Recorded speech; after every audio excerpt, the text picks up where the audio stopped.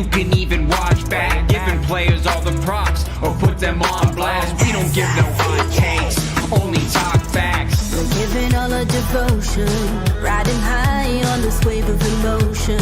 Going all out, yeah, 'cause this is our time. No, ain't no stopping us till we reach the finish line. All in, we came here to win. We're gonna give everything.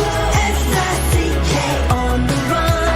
S-I-C-K, sick, sick. On fire, we're ready to fight. We'll bring the house down tonight.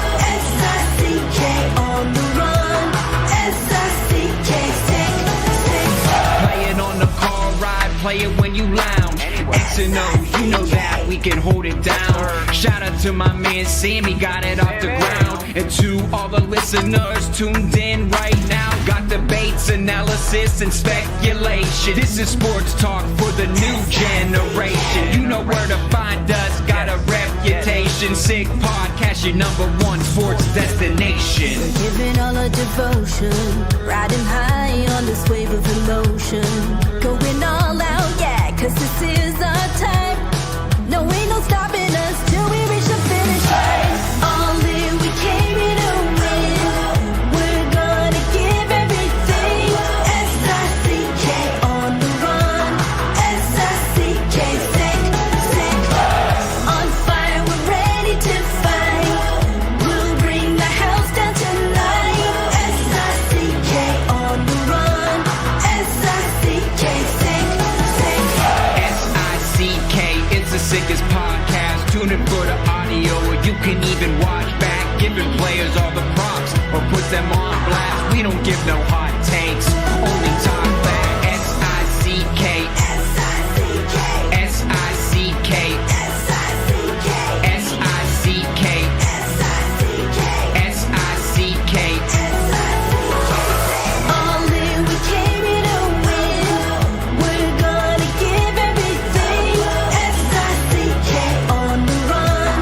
S-I-C-K, sick, sick.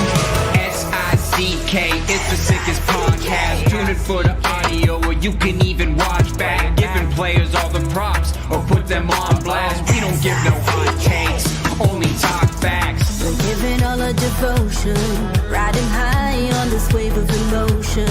Going all out, yeah, 'cause this is our time. No, ain't no stopping us till we reach the finish line. All in, we came here to win. We're gonna give everything. S-I-C-K on the run. S-I-C-K, sick, sick. On fire, we're ready to fight. We'll bring the house down tonight. S-I-C-K on the run. S-I-C-K, sick, sick. Play it on the car ride, play it when you lounge.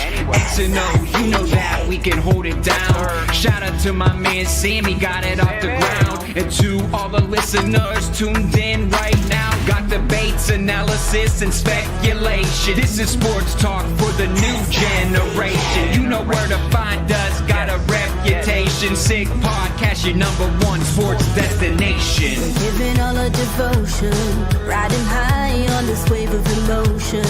Going all out, yeah, 'cause this is our time. No, ain't no stopping us till we reach the finish line. All in, we came here to win. We're gonna give everything. S-I-C-K on the run. S-I-C-K, sick, sick. On fire, we're ready to fight. We'll bring the house down tonight. S-I-C-K on the run. S-I-C-K, sick, sick. S-I-C-K, it's the sickest podcast. Tune in for the audio, or you can even watch back. Giving players all the props or put them on blast. We don't give no hot takes, only talk back. S-I-C-K, S-I-C-K, S-I-C-K, S-I-C-K, S-I-C-K, S-I-C-K. Turn up your volume. Because you're about to listen to The Sick Podcast.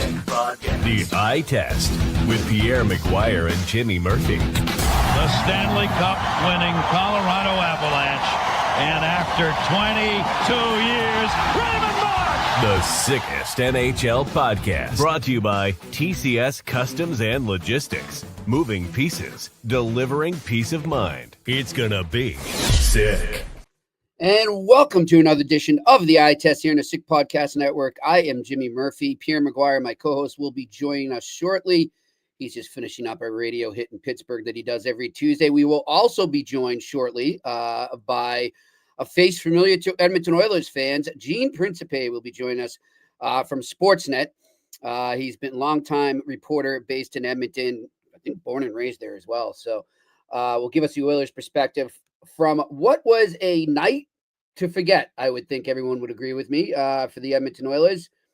One of those in the playoffs. Don't sit on it too long. Learn your lessons, but move on. A 6-1 drubbing at the hands of the Florida Panthers. And it just, from the second Marchand scored 56 ticks into the game, you kind of just had a feeling this wasn't going to be Edmonton's night. And then they couldn't score in the power play. And it just got worse and worse. But I think one of the things that will come up with Pierre and Gene when we get them on will be sort of the focus of the Oilers and maybe staying a bit more disciplined. 11 power plays for the Florida Panthers last night. I think, we could say is a major difference there.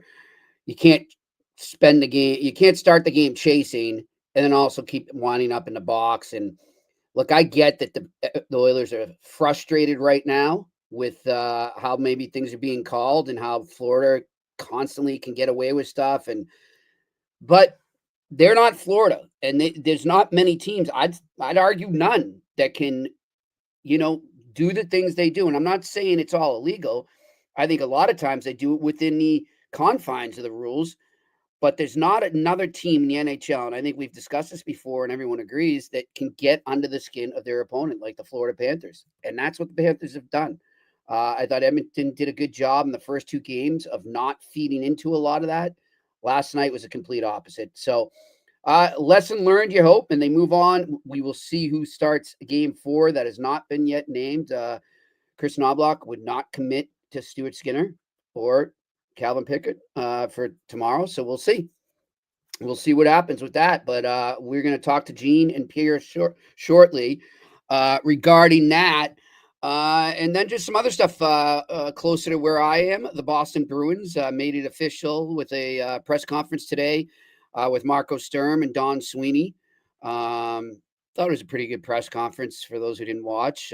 Sturm, I think he's good for this team right now. I really do. I think for the reality of their situation, I don't think a big, well-known veteran retread type coach was what's going to get it done here right now. I think they needed a guy that's got a bigger picture type vision as opposed to just looking right in the immediate.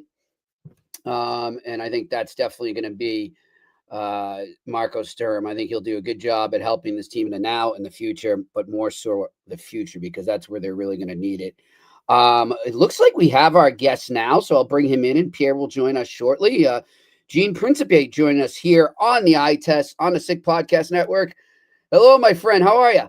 I'm doing pretty good. I was trying to show you the ocean, but when I do that, you can't. Everything's kind of washed out. So right.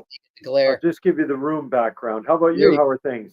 Good. Things are great here, Gene. I saw a picture the other day. It looks like your sunburn has turned to a tan. Yeah, I don't have a lot of vices. I don't gamble. I don't drink. I rarely ever spew an expletive, but I am somewhat smitten with sun. So I do like to, I always just feel like, and my wife says that to me too, she'll say, do you have to come home with a tan? And I'm like, well, you get to go to these beautiful places and the weather is wonderful. And you're kind of, why would I just sit in my room all day when I can go outside? So yes. And back to, well, what a run from a tan standpoint. LA, Vegas, Dallas, and now Florida. So I didn't even think of that. Yeah. It's been great for the pigmentation, I guess, of my skin, or maybe not. I guess depending. We'll see in the years to come. Yeah, well, you know what? You're lucky that it converts to a tan as fast as it does for you, because it does not for my Irish skin.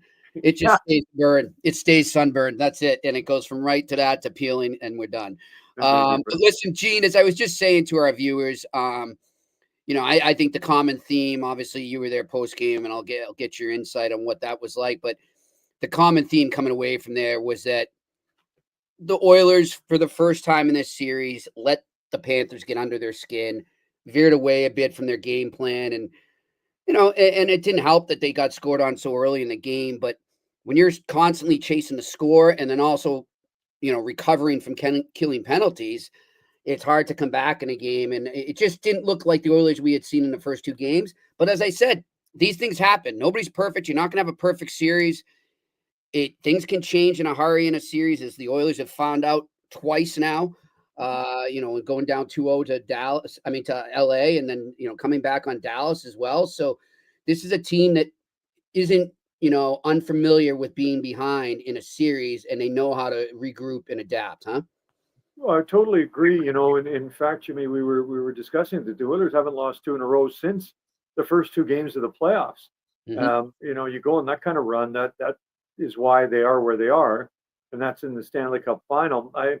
The Oilers are built differently this year, so that Evander Kane's healthy, Trent Frederick, a big strong kid, and Darnell Nurse is not afraid of anyone. They have some more sandpaper, but I think that the way Florida plays games like they did in Game 3, I would suggest that comes more naturally to them. It is part of, and can sometimes be, the way they play. For the Oilers, they would like to get back to 5-on-5 rolling lines, getting McDavid and Draisaitl out there either on separate lines or together, especially in offensive zone situations. So they'll do it, and I think you kind of nailed it. The big key to that is the score, right? Florida, well, they wouldn't have done that in games 1 or 2. They had a 2-goal lead at one time for a short time span. I know the Oilers scored late in game 2. The game didn't set up that way, but last night did. It's 2-0, then it's 2-1, then they rattle off a couple of goals, and suddenly it's 4-1 and 5-1, and so that allows for that to happen. And listen, I'm sure some of your viewers who might be Panthers fans say, well, the Oilers weren't a bunch of angels either, and they weren't. They were frustrated. They were upset. Trent Frederick did go after Sam Bennett, and then everything kind of happened from there. So, even Chris Knobloch, I don't know if complimented is the right word, but acknowledged that the Panthers are good. They're good at that. That's just that's what they do. I think if you're Edmonton, you would concern yourself more with the first 39 minutes than the last 11 minutes, because the last 11 minutes, Leon Draisaitl joke said, well, it wasn't UFC, but there were some elements there though. But it was the first 39 minutes that led them to what happened, or 49, sorry, what led them to what happened in the last 11. Because if it's 3-2, none of that happens. But it's not. It's a wide open score, and things begin to occur. Yep. Well, we got my co-host here, Pierre McGuire, joining us now here on the eye test, along with Gene Principe. There he is. How we doing, Pierre? I'm excellent, Jimmy. Look at the tan on that man. Look at the tan on that man. Individual Gino is. I know him. He's a great guy, great hockey man. Where are you, Pierre? I'm just a little north of where you are right now. I've been working for CBS down in Fort Lauderdale for them during the last 2 months. So yeah, I'm up in Jupiter, Florida right now. Oh, will you be at the final? Will we see you? No, I'm watching it all. It's all good. I'm just the studio guy. Oh, great. Well, you know what? You it's do great 2,000 games in the league. It's not good enough. It's okay. Jeez, that many. Well, we sure miss you around the rinks. I can be I miss honest you a in lot, that. Gene. We would see you many times. If I could tell just a short anecdote. So when Pierre was part of the 3-man crew and Ray Ferraro was part of that team, and Pierre, please fill in the blanks, but I heard that, if there was with Edzo and stuff, if there was a whistle or if you had something that you wanted to say, you would say, Pierre can add, and you would let the producer know and everyone know that you had something that you could add. So ever since I heard that story, when I put in my stories, which are more, I would say, scheduled, you were jumping in and out of play at whistles. Mine are normally out of commercial breaks or intermissions. But when I put my list of potential stories together, I call them Gene Can Add. And that's because you were Pierre Can Add. So a little tip of the hat to you and what you've done and continue to do for the game and That's TV. such a cool story. So that actually happened when Inside the Glass began, and Ray would have been part of that in 2005, 2006. We were in Joe Louis Arena doing a rehearsal, believe it or not, and it was Philadelphia versus Detroit. It was a real game, and that's how we started Inside the Glass, by saying whomever was down there, whether it was me or Ray or Cammie Granado, Ray's wife, didn't matter who it was. You'd always had to say Cammie could add, or Ray could add, or Pierre could add. And that's how we did it. And eventually what got to the point where everybody kind of knew their voice modulations, Gene. And so we just said, we'll just keep all the mics open. So that's all. That's all. Right. But anyway, so just a reminder that, we may not see around the rink as much as we used to, but it doesn't mean that we or the rink have forgotten what you've done. Oh, you're cool. You're great to say that. Thank you. Good stuff. Pierre, so we were just talking a bit about how the game kind of got away early from the Oilers there, but just if you want to chime in with your observations too and talk to you. Well, I think Chris Knobloch, everybody's talking about Draisaitl has to do this and McDavid has to do that and Darnell Nurse has to do this. I've coached in the Stanley Cup final. Chris Knobloch's got to take charge of this now. That got out of control in a hurry last night in the third period, and Gene knows this from all his experience. People all want to be in a Stanley Cup final. Till you're there, you don't really know what it is. And if you don't reel it in quick, you're going to have a problem because it's going to be over quick. So that's one of the biggest things. And this is where I think, whether it's Paul and all his experience, Paul Coffey, whether it's Mark Stewart and his experience, whether it's Glenn Gulletson, but I think this is where Chris Knobloch said, okay, boys, this is how we're attacking this. And as much as everybody wants to put on the players, I'm going to tell you right now, the coach has to play a role in this. Well, and sure, I got to tell you, Chris, I think he took over 13 games into not this past season, but the last one, and then 82, and then not to mention all these playoff games. That's the most and I can't remember what player said it, but unraveled that I've seen a Chris Knobloch team act. It was, because Pierre, your spot between, in the glass there, you see what coaches are like. Chris was like an accountant back there. He looks like he's tallying numbers. He does not get upset. In fact, I chuckled when after game 3, when he talked about how the officials did a wonderful job calling them for too many men. He goes, too bad they didn't call it in game 2. That's not Chris Knobloch. So I'm not saying that the Panthers took him off his game as a coach or whatever, but I would agree. He is a guy that has earned a lot of respect in a short time. And I think with those people that he has around them, Chris is wonderful at sharing the responsibilities of a coaching staff. And so it is important for them, I think, to go, okay, guys, I get it. The score was out of hand. We were out of hand. He admitted the players were distracted. But at 5-1 with 11 minutes to go against the Florida Panthers team that does what they do, that's what occurred. But it is important for them to, the most important thing is trying to even this series up at 2 and not letting Florida go up 3-1 with the idea that, then they got to win 3 in a row, just like they did last year, just to get back into this series. Just speaking of last year too, Gene, if you can think back to when they went down 3-0 and then they win game 4 there, they win game 5, just as that went on and it built and they're clawing their way back into the series. What do you remember most about that, about what they changed to their approach in that series to get them back to that point? Well, I think they made some adjustments. I think they started to play a little bit freer. And at the same time, I think that Florida really tightened up. And, Paul Maurice, who's an incredible coach, and you know him well, Pierre, from your experience with him, he said that the things he said to his team before game 4 were the exact opposite things that he should have been telling them.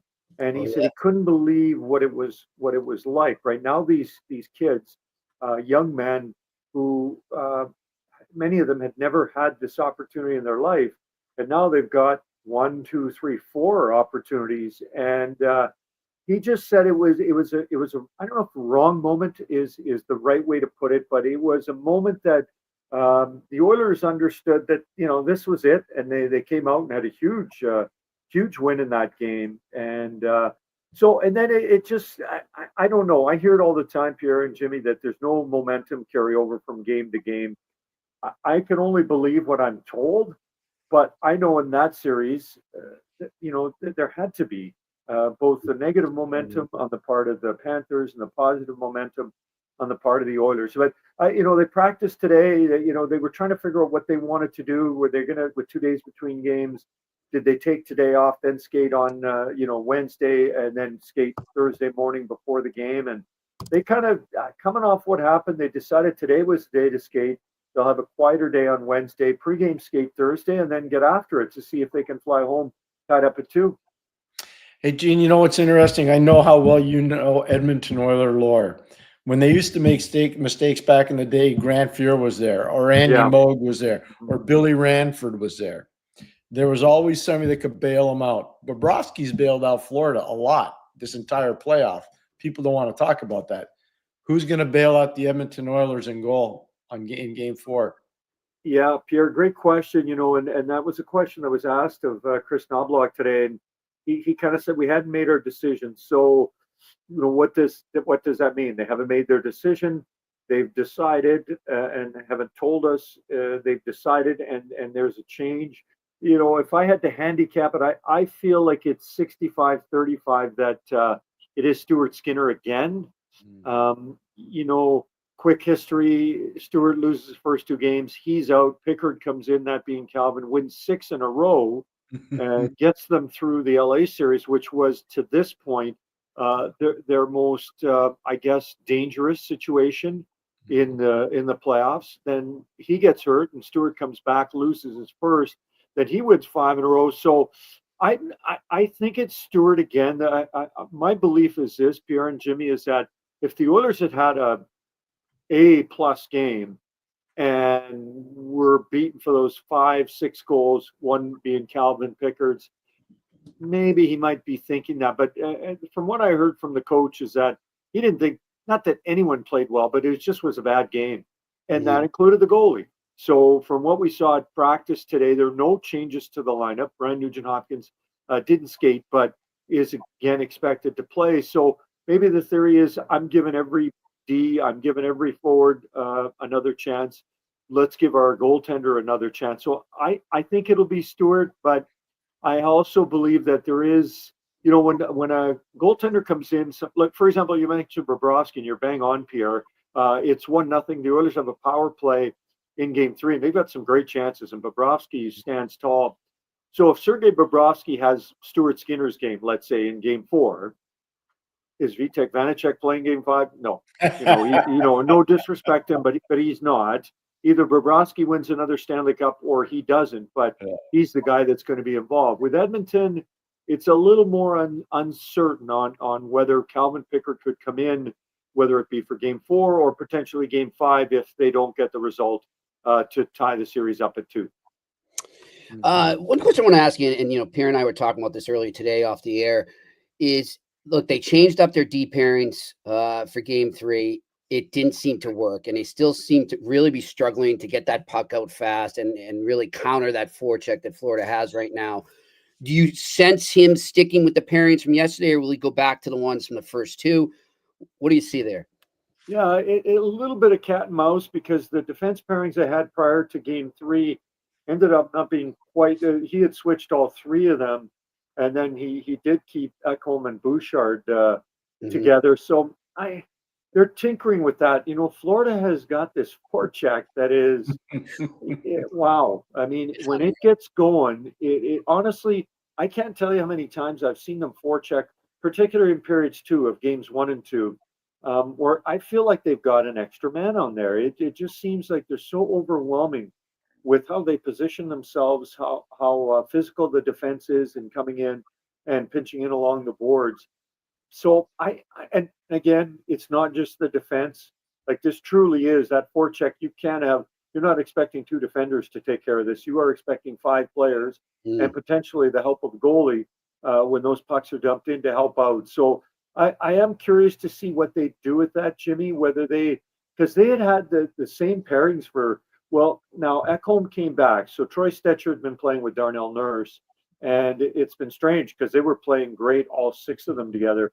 Yeah. And I want to be clear here: if Matthias Ekholm is healthy, he plays. I mean, you're not going to play a guy who theoretically is your best all-around defenseman, but he hadn't played in 6 weeks, and so and stepping in Game 5 of the conference final and then into the Stanley Cup final, that's a huge challenge for him, and he seems to be settling in nicely now. So I don't see them adding anyone new, that being likely Troy Stetcher, but I'm not sure about the pairings and what they might do heading into Game 4. Jimmy, I love when Gene talks about the forecheck because he couldn't be more correct.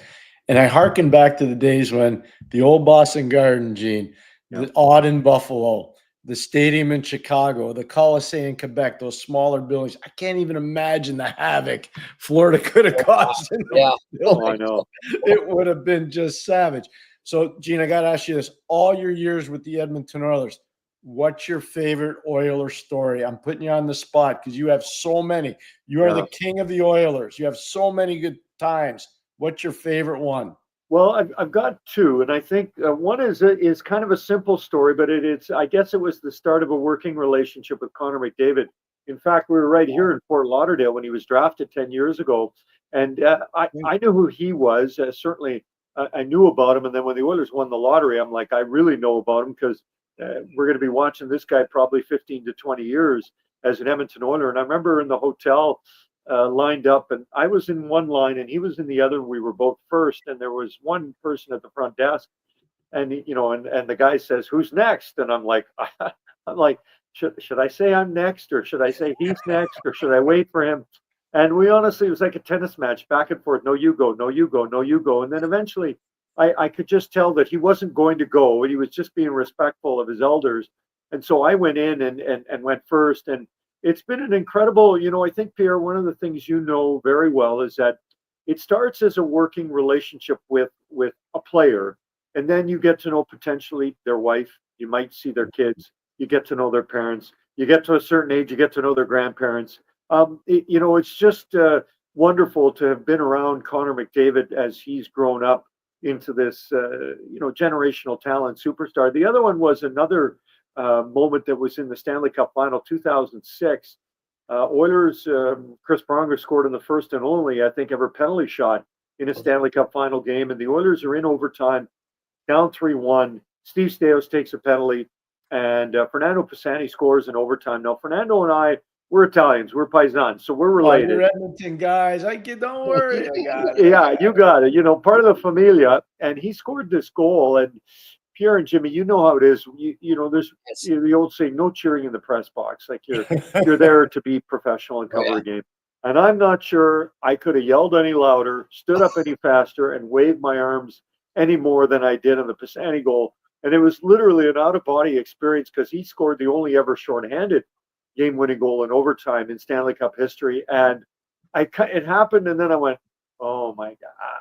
And I sat down, and a few people looked at me like, who is this guy? And so it's just a kind of a favorite moment. I think because of the team, the moment, the person involved, a couple Northside Edmonton guys whose lives are intertwined through their heritage. So I think that, those are a couple of memorable things that come to mind in my time with the Oilers.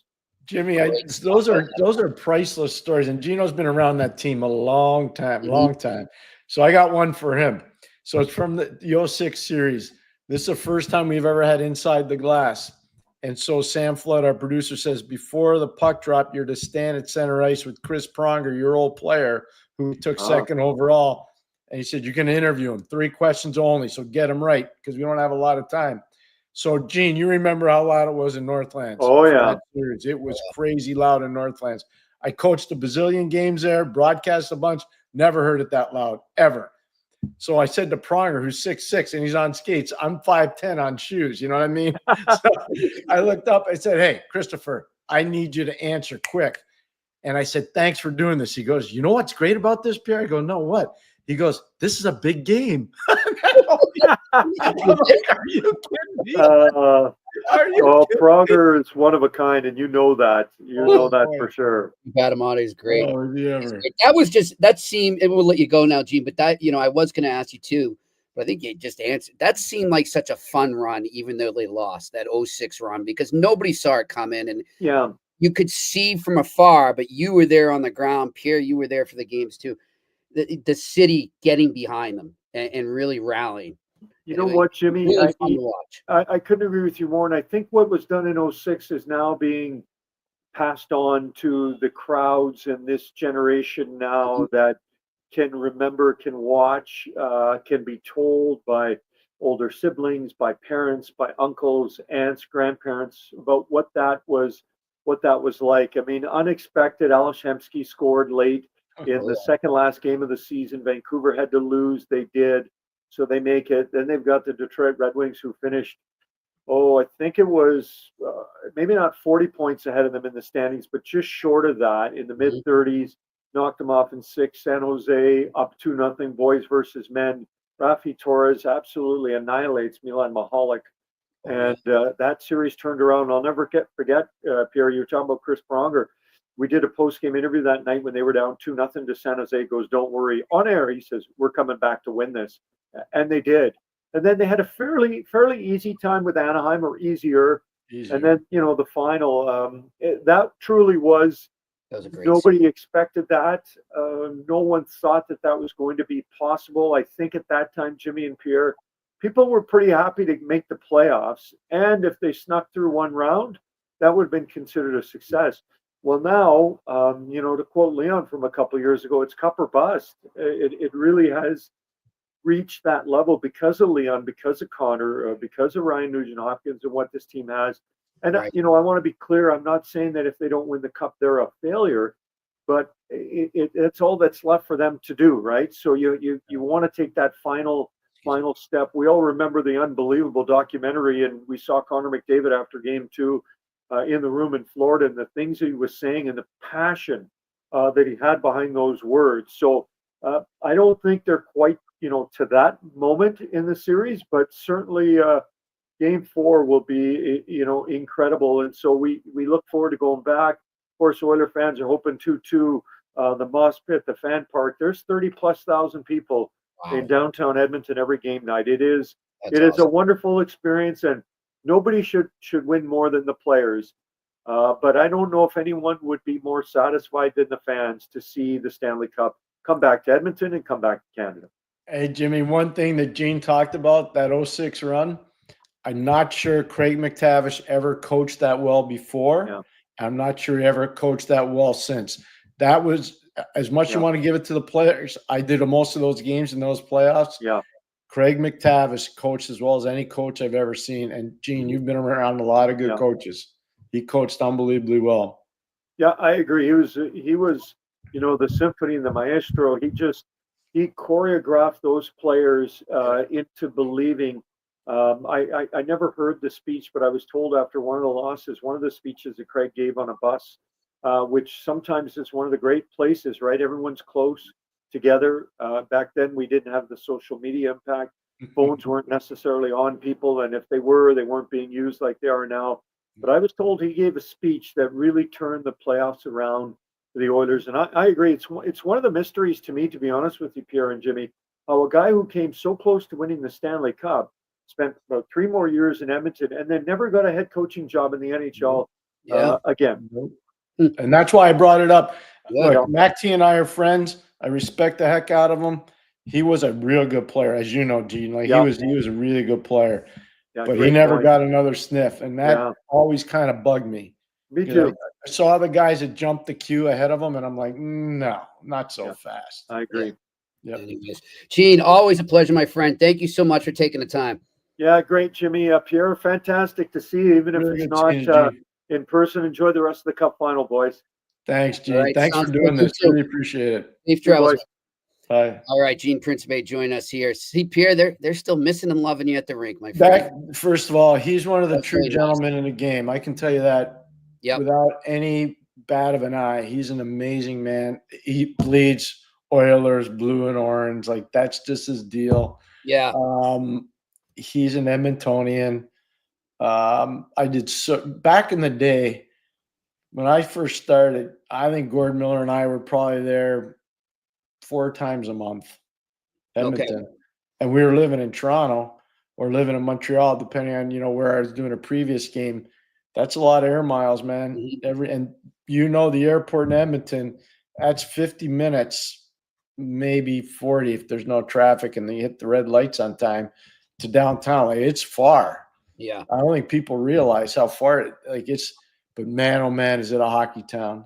Oh yeah. Edmonton's a hockey, like Winnipeg's a hockey town, Calgary's a hockey town, but Edmonton's a hockey town. Yeah, for sure. It's an amazing place, man. And you go from Leduc, Alberta, and you go north up to Edmonton, and it's all rinks everywhere. It's just it's amazing. It's amazing. Great stuff. Well, yeah, Pierre. So we were talking. I love what he's saying there too, though, about the coach, because I noticed that too when he was saying. I don't know if you caught him. He was saying it was a little out of character for him to kind of. Oh, that's why I brought it up. Yeah, I'm telling you, they can point at McDavid, they can point at Draisaitl, Jimmy, they glad can you brought point at that Nerd, up. all those guys. I'm telling you, from having coached in the league, he's got to do something. Yep. I know all the coaches are saying now, it's a players' league. It's a players' league. Yeah, then why are you getting paid so much? Exactly. You got to do something. They still have pull. Oh, damn right they do. Yep. And they need that right now. They need him. Yes, they do. Yes, they do.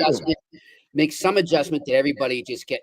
What that is, I have no idea. I'm not going to pretend to know, but something that you can. The players will be like, "Oh, okay, I see how this could work," and they get them behind it and get on board right away.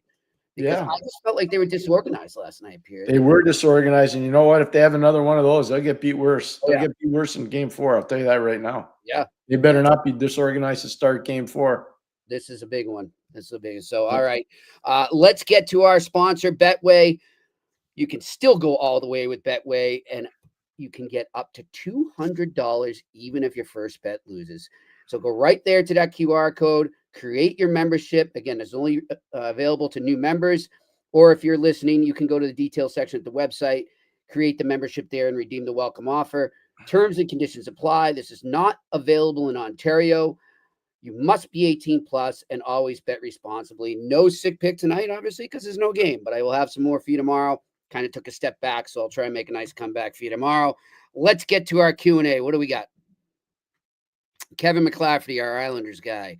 Hey, guys, what is the likelihood of the Isles trading back into the first round, top 10, I suppose, for Higgins? They have to, and I think we'll take Schaefer at 1, but also want the hometown guy if possible.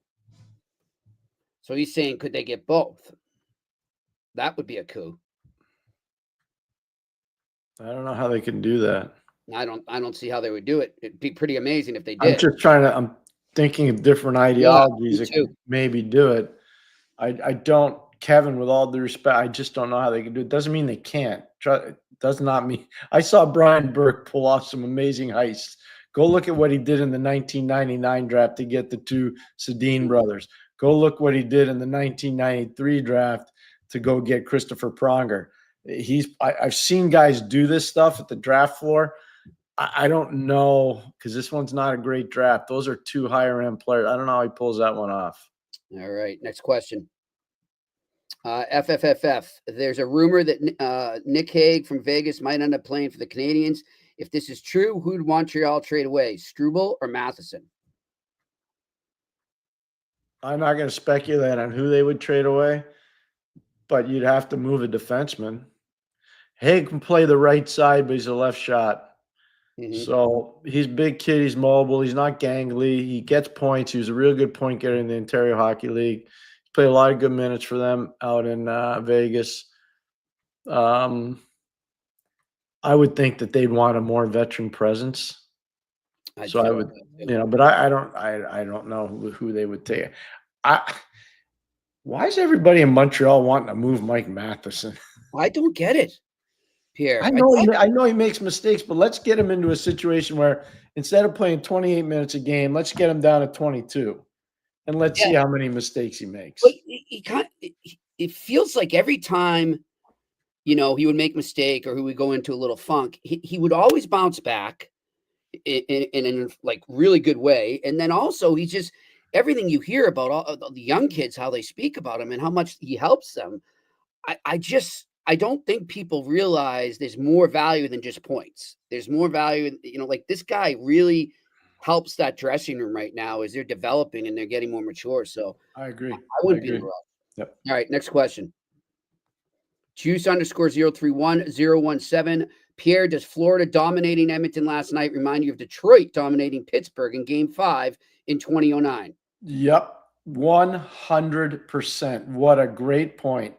It's exactly what it is, except it was Game 3, not Game 5. And I wasn't in the rink, so I didn't get to walk out with the owner of the team and one of my former players. But that is such a good point. It does remind me of that. Now, Pittsburgh was able to turn it up, and they, obviously the series is pretty tight. They won 6 and then eventually won 7.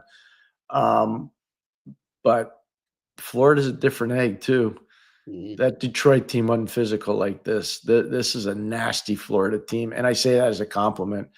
But it does remind me a bit of that. There's no question it does. All right, next question.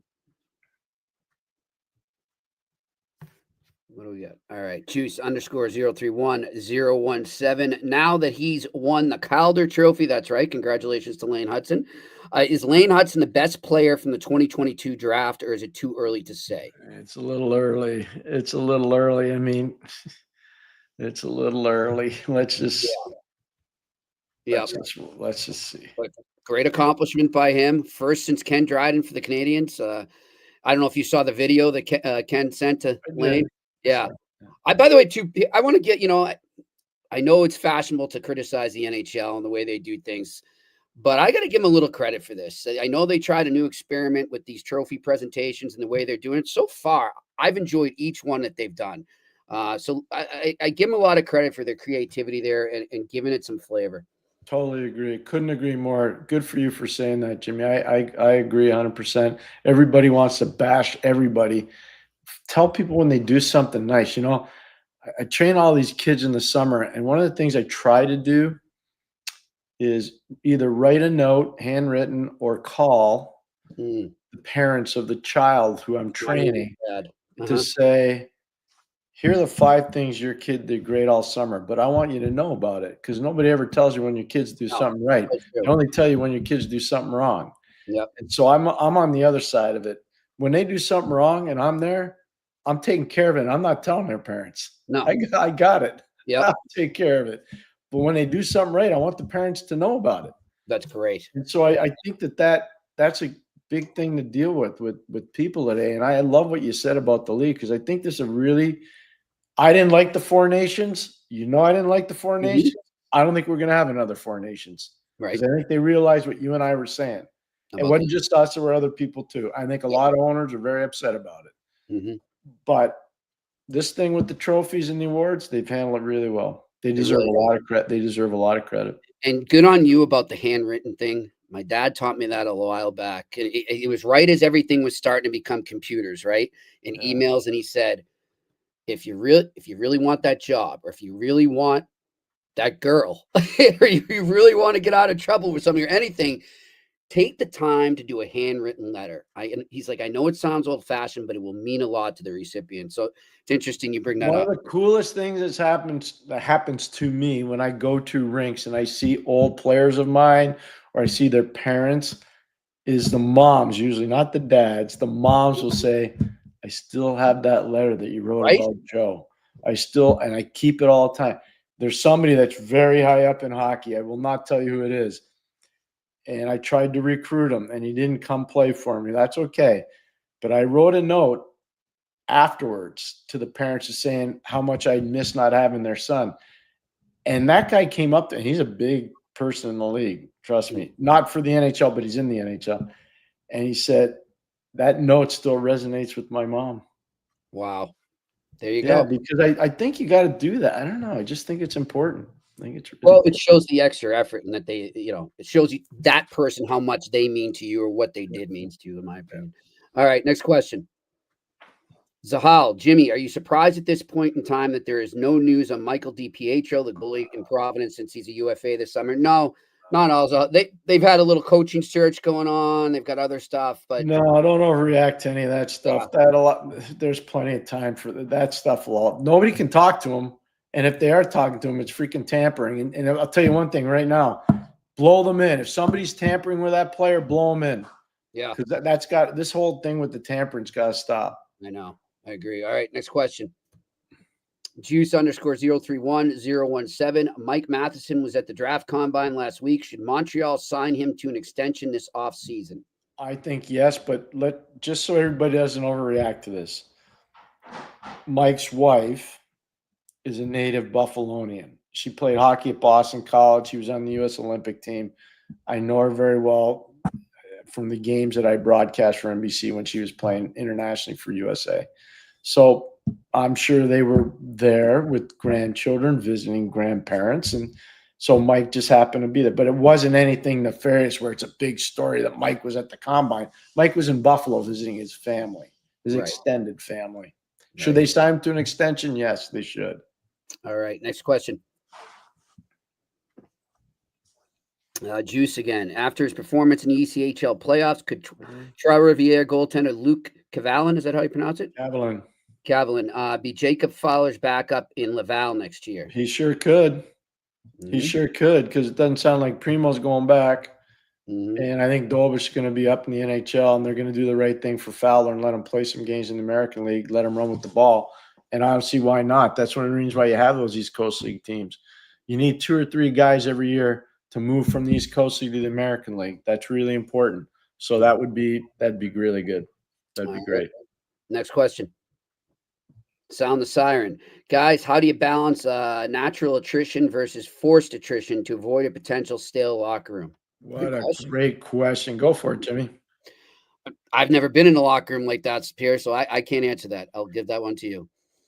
First of all, you got to detect what people are saying after the season. You got to listen to the debriefs you do with your players, your trainers, your assistant coaches. If you're a management person, you have to decide who's part of the solution, who's part of the problem.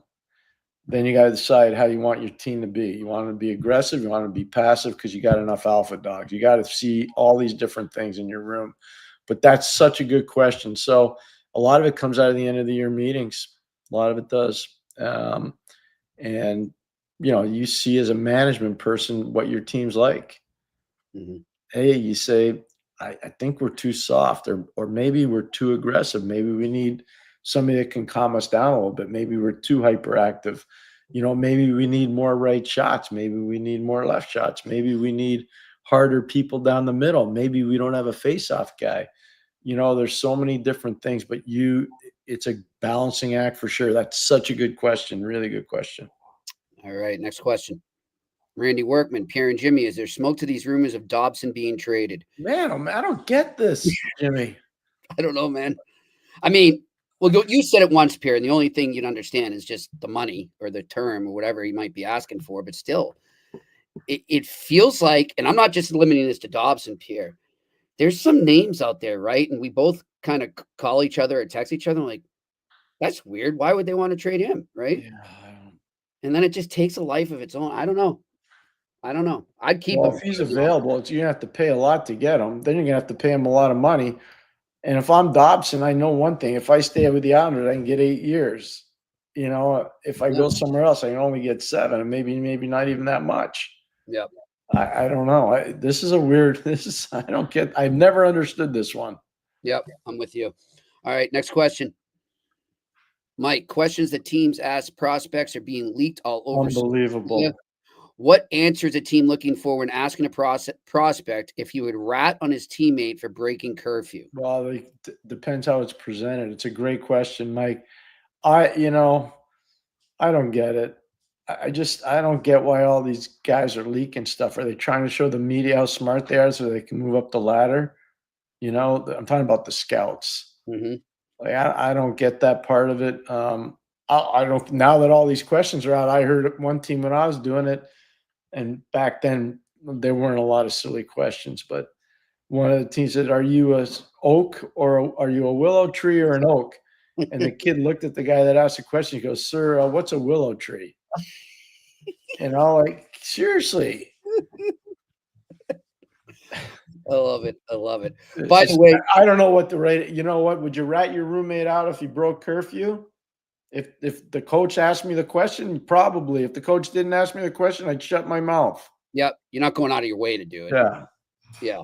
One thing I want to say too, Pierre, and I'm not going to mention the player, but it was right because we had this conversation, I believe, towards the end of last week when you were saying, I don't get these players, these prospects saying, I love this team and this is where I want to go.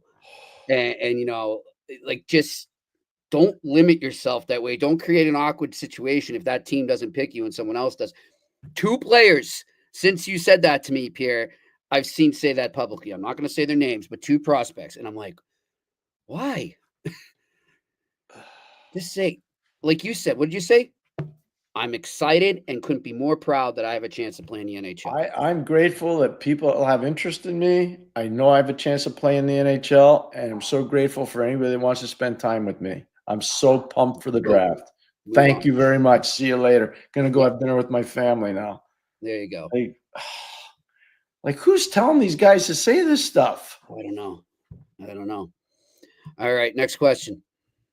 Pearl of Wisdom, with only 11 million in cap room and team depth up front, already an apparent problem with the Oilers and Team D maybe being the strength, is it possible that signing Bouchard becomes a tough decision? You know, Perlo, I love your stuff because you go deep. Perlo goes deep. I don't think because he's so important to the power play. He's a big minute guy. I don't think that that's going to be an issue for them. I'd be really surprised. Now, maybe it will be, but I'd be surprised. I'd be really surprised. All right, next question. Alex Ivanowski, what's up, Alex? I feel like McDavid is passing up too many shots on the power play and looking for the perfect pass to Draisaitl. I just think they need to simplify it, get to a good spot on the ice, and take your shot. Do you agree? Yes. Yeah, I'd say so. I would like to see him shoot the puck more myself. Yep. But I'll tell you one thing. This reminds me a lot of Montreal versus Washington in 2010. Josh Georges, Roman Hamrlik, Miro Spacek, or Yarrow Spacek. They were all in the lane on Ovechkin. Ovechkin couldn't get pucks to the net. And I think they're doing a lot of the same stuff. They're fronting McDavid pretty well. They got to start moving him around a little bit. I think they started to a little, but here's my only tip to Florida. You got one. You got one yesterday. Don't get in a game where you're taking 3 or 4 or more penalties, because if you do, you're not winning. That's not happening again. Just telling you. All right, next question. Mike, going back to Lane Hudson and playoff hockey, we know teams will focus on banging, pushing around Lane. What can a smaller player like himself do to get through that? Get a partner that will block for him, number 1. Number 2, move the puck quicker. Number 3, just keep getting stronger. You're not going to be able to change his height. They want to maybe stretch him, but they can't. So you get a little bit stronger, get a little quicker, but you get a part. Like I saw, Bukaboom was perfect for Leach. He was perfect for Leach. A lot of nights, Danico was really good for Niedermeyer. Some nights it was Stevens. You know, they're all, but you got to get a good partner for those guys too. That's really important. All right, next question. I think that might be, this is the last one. TG, Pierre, did you ever work a broadcast with Marv Albert? Yes. No, but I got a good Marv Albert story for you. Marv, when I was a kid growing up in Montreal, we could get the Ranger games, and Marv did a lot of the Ranger games, so we can get on the radio. So I'd listen to Marv a lot. And then I got to meet Marv a fair bit because I worked with Kenny a lot and did a lot when I was coaching. Marv was still around doing stuff at the Garden a lot. So I got to see him. But this is the best one, Jimmy. Was going to Rio de Janeiro to do the Summer Olympics. So that would have been 2016 in Rio. And it was really cool. And we're on a plane, and Marv's sitting right near me. And Marv and I were talking. Then we got through customs, and we got on the bus to the hotel. It was about a 45-minute ride to the hotel where we were staying. Marv and I sat together, and I asked him basketball questions and football questions, and he would ask me hockey questions. It was so cool.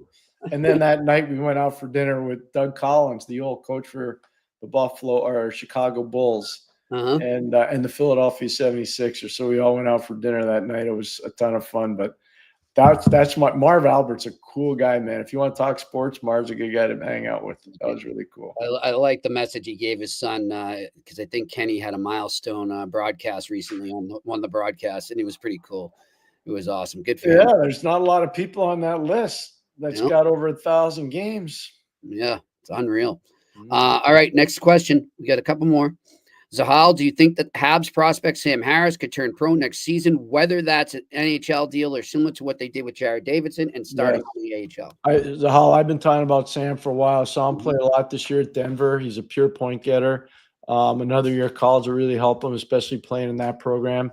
So I do, and I'd be surprised if he were back at Denver after next year. I think, my son did it. A bunch of, you leave and you go and you sign and you get the plan. You get to try to do what you want to do. All right, next question. Juice again. Is Gooley ready to wear an A on his jersey next season? Well, so we know who the captain is. Yeah.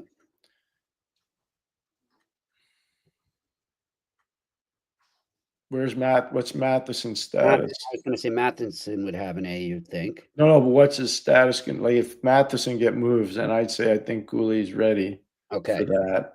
But if he stays, he's not moved, I don't know about that. Okay. We'll see. And let's see who they get for their second center. Who knows? Maybe they get somebody off the charts. Yeah. I think they're going to do something big. I don't know what it is, though. But all right, next question. I think this is the last one. Mike, Pierre, you're creating a game plan to beat Florida. What would it be? Is it very possible they make it to the finals 4 years in a row? How does anyone beat them? First thing you do is you don't play to their identity. You play to yours, number one. Number two, you play whistle to whistle. You tell your players anything after the whistle, you skate away. I don't care how macho and tough you are. You're not going to out-macho them. Number three, you have to make sure you're at least 50-50 on faceoffs and try to be better than that. Last night, game 3 was the first time Edmonton won a higher percentage of the faceoffs. Don't try to out-hit them. Try to out-skate them. And the biggest thing I would do against them is I would cycle the offensive zone a lot, but I wouldn't cycle the corners. I'd stretch their D and try to cycle from the hash mark to the top of the circle and create that. I even do an interior cycle between the circles in the offensive zone, trying to stretch their D and expose them because they use their sticks a lot. And because of that, they could take a lot of penalties. So I would have – I'm giving you kind of like the Coles Notes version of a plan. It would be a little bit more intricate, but that would be kind of how I would present it. I wouldn't make it more than 7 points, though. And I would never shoot the puck on the ice against Bobrovsky, ever. Yeah. Ever. Yeah. I've never seen a goalie. His lower body play is amazing. Yeah. It's really amazing. He reminds me a lot of Hasek. Wow. Reminds me a lot of Hasek. All right, that's it for our questions. Big thanks to Gene for joining us here on the Eye Test on the Sick Podcast Network today. Thanks to you, Pierre. I know you had a busy day. We're glad to have you back. And also to Shane and Sammy and Agnello working the boards up in Montreal. And thanks to you asking the questions and listening and watching at home. No guest scheduled yet for tomorrow, Pierre, but we'll see what we can do. I got some ideas. I'll run by you either tonight or tomorrow morning. And we'll see what we can set up for tomorrow's show. But until then, this has been another edition of the Eye Test on the Sick Podcast Network. And that's a wrap. Hope you don't miss us too much until next time. Follow the Eye Test with Pierre McGuire and Jimmy Murphy on YouTube, Facebook, Google Play, and Apple Podcasts.